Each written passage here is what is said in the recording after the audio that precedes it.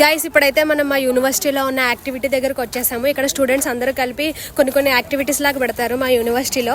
అది చూడండి ఎలా ఉంటుందో. ఇలా చైనీస్ పీపుల్ అందరూ మొత్తం స్టాల్స్ లాగా ఒకటి పెడుతూ ఉంటారు అనమాట. వాళ్ళకి నచ్చినవి ఇవన్నీ గేమ్స్. చైనాలో సమ్మర్ వచ్చిందంటే ప్రతి యూనివర్సిటీలో ఉన్న చైనీస్ పీపుల్ అందరూ గ్యాదర్ అయ్యి మనకి ఇలా ఫన్ యాక్టివిటీస్ అనేవి కండక్ట్ చేస్తూ ఉంటారు గైస్. అక్కడ మనకి నోట్బుక్ ఇచ్చారు కదా, అందులో నచ్చిన బొమ్మను మనం సెలెక్ట్ చేసుకొని మనం క్లేతో చేయొచ్చు గైస్. ఇక్కడైతే మనకి వైట్ టాయ్స్ తీసుకొచ్చి పెట్టారు. ఆ వైట్ టాయ్స్ని మనం ఏంటంటే కలరింగ్ చేయాలన్నమాట మనకి నచ్చిన కలర్స్తోని.